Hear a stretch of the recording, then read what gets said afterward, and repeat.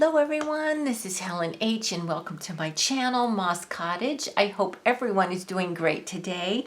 This is part 2 of my making this envelope journal, which was actually inspired by Carol from Recrafted at Carol was making an ephemera holder.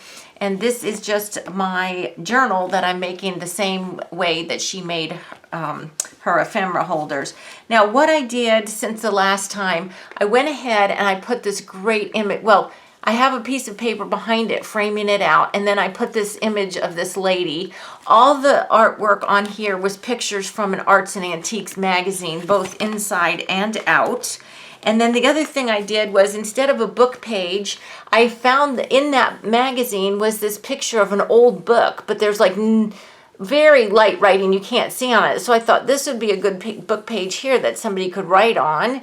And then this can be used as an art journal because I went ahead and filled it with really fun pages that would be, and they're thick paper pages so that they should hold some mediums pretty well. I didn't use anything that was really light, but so this could be an art journal. Now what I want to do, I went ahead off camera and did the 5-hole pamphlet stitch here just because I did not remember how to do it. I don't even know whose video I watched, but I had to go and watch it several times, and I made myself this wonky little illustration watching this person do the 5-hole pamphlet stitch. So I understand this and I was able to do this, but I didn't feel comfortable enough to do it on camera. I mean, it comes out fine, everything's fine, but I'm not the teacher of the 5-hole pamphlet stitch. If you want to learn how to do the 5-hole pamphlet stitch, do what I did and just Google just search on YouTube for a video and then watch one that you can understand. But like I said, I went ahead and diagrammed what I saw the person doing so that when I was on my own, you know, I could go ahead and do it myself. This, by the way, is only the second one that I've used the 5-hole pamphlet stitch on. So also, I went in my fabric stash and I was looking for some fabric. I wanted to cover the stitches, and I came up with this one right here. I don't know what it is about this particular piece of fabric, but I just think it goes with all these colors, I guess, whatever. I mean, there's like every color of the rainbow on here. A lot of fabric would go, but I didn't want anything like too bright or anything that would compete with her because she's so darling. So I picked this fabric, and I've already cut it to size and everything because this piece of fabric was sewn together in a strip like this, and I had to cut it and so on and so forth. But what I'm going to go ahead and do now is just glue it on. So I'm going to try center it the best I can. And usually what I do is just kind of look at the top so you can see where this side is and this side is, and try, you know, I mean, it's not going to be perfect, but I'm just going to go ahead and clip it where I think it is in the side, and I'm just going to clip the cover, clip the fabric to the cover where I think it is in the middle here. And I'm just going to do that just to hold it in place, and I'll show you how I do it so that I can glue both sides pretty evenly. So I'm just going to go ahead and do the same on this side. And like I said, what I'm looking at is just to make sure the front and back end at the same place, right? So it's somewhat even. So I'm going to put that clip there. And then right now I'm going to put this clip here. And really these front clips on the cover, since I'll start with the front cover, are superfluous because I'm going to take them off in 1 second. Okay. All right. So now I can go ahead and take off the top one here. And I'm just going to go ahead and put some glue down. And I think when I do this, I usually go ahead and glue the book itself for a bit, like not all the way to the edge because I can't see where to really end, but I can glue it to a point where I know, you know, that I can go without it reaching over the end. So I'm going to go ahead and then flip that over like this. And I'm not pulling it tight because I don't want the fabric to buckle, like to not be even. You know, if you pull really tight in one spot, the fabric's gonna, you know, go that way. So I'm just gonna now remove this bottom clip here on the cover and just finish gluing down here. Gluing right here. Okay, so I get that on like that. Okay, so that is pretty good there. And I don't know if the camera's picking it up. I might have to lift it up. But I did fray the edges on the fabric here. Now that's, you know, that's purely up to you whether you want to do that or not. But I liked it, and especially with this book, with this fun art book. So then what I do is just go ahead and flip it over and do exactly the same thing on this side. But this is just a way that I can kind of make sure that the fabric covers the spine evenly on the front and the back, and that you don't have, like, let's say 2 inches on the front and 1 on the back, you know, of the fabric. That's all. Just trying to be a little bit tidy. It doesn't have to be perfect because, you know, these are junk journals, they're art journals, you know, whatever. But, you know, I do want it to have it a little bit nice, right? You don't want it really wretched. Okay. And you don't even really need to cover the spine. I wanted to just cover the stitching. I used my just regular, like this color, this beige color, wax linen thread. So it wasn't anything wonderful that I was covering up. Now I'm just checking the edges. See right here. Now I can go ahead and really bring it to the end here and know everything's glued down well. So if you just gently brush back like that, you'll see if you missed anything, okay? So there we go, like that. All right, so then we're just going to turn it over and do the same on the other side. Okay, right here, I didn't go out far enough. And I deliberately don't go out far enough the first time through because I don't want to, let's say, I don't want to bring the glue out here, and then when I fold the fabric, it doesn't reach out here, but I've got glue. So I'm trying to be a little bit careful that, you know, I'm bringing the glue to the edge, but not beyond the edge. Let's put it that way. So I'm just going to smoosh down like that and wipe my hands because, you know, me and glue.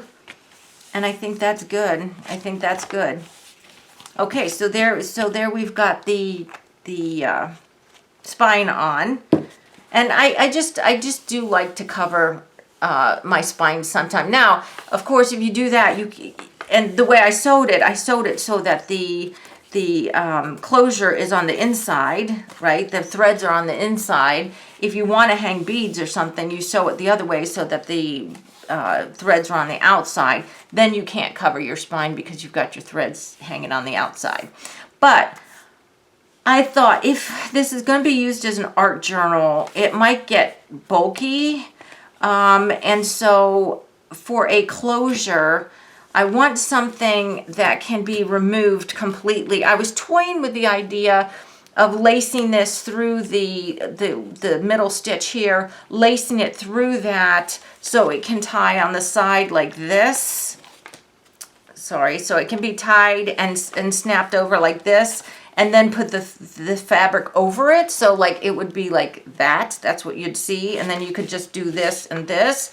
But I didn't know if that's for a art journal, if that's the best way to go, because, you know, you're going to get mediums and all that kind of stuff all over the place. So I figured maybe I'd prefer to have a completely removable closure. So I just found this piece of elastic in my little cording and elastic bin. But so I thought I'd just tie it in the middle, you know, so that I could get it on and off. But I thought instead of just having plain black elastic like that, and, you know, and I'd probably put it somewhere in the middle. I don't want to put it across her neck or face or anything like that, but she is raised up a little bit for that reason, that she's not in the dead center of the page. But what I was thinking was it would be fun to decorate this a little bit. So I have my box of charms here. Charms and things.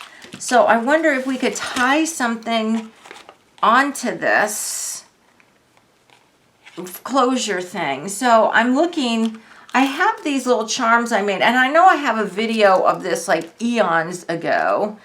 These are like charms that I made. I made quite a few of them. And I've used some of them, I know that. These are charms that I made laminating pieces of paper and whatever, and then decorating them and turning the little pieces, the laminated pieces, you know, I laminated book page, that's a part of a letter. This is from a plant book, you know, I cut a little thing laminated that put the eye hooks in. And I thought that that would be fun. Maybe one of these could go on the cover. I really don't know. I've got so many. I know that you can't see what all is in here. I mean, you can see it's charms, but you can't really see what charms. But I thought, here's a real cute one. This is a butterfly here, and it's got a vintage grandfather clock or grandmother clock on the bottom. That one might look nice on there. Or I've got the one with the daisies. I've got, this one is too modern. This is the, you know, the Hobby Lobby girls. What's this one here? Okay, this one is, oh look, it's this one. Ding, ding, ding, right here. I see this now. It says, be happy. And it's like orangey flowers, and it says be happy, and then it's got this flower little charm at the bottom. And see, these charms are two-sided. That side has a, where am I? That side has flower. It's got flowers on both sides. But I like that one because I have those dots, orange, or orange there, orange there, orange there, orange there. Okay, we're going to do that. I'll put you out of your agony, and I'll pick that one to put on there. So let me see. I'm not sure exactly how this is going to work. Should I tie it once like that and then put this thing through? Let's see. Because if I don't tie it like in the middle, what's going to happen is it's just going to flop all over the place. It won't stay in the middle where the tied area is, if that makes any sense. So let me hold that and put this here. This is a little bit fiddly doing this, but I think it will be worth it. Let's see here. And I want it a little bit tight, you know, so that it can hold, but not too terribly tight because, you know, being an art journal, it's probably going to puff up a little bit. Let's see. No, a little tighter than that, Helen. Okay, like maybe here. So I'm tying it.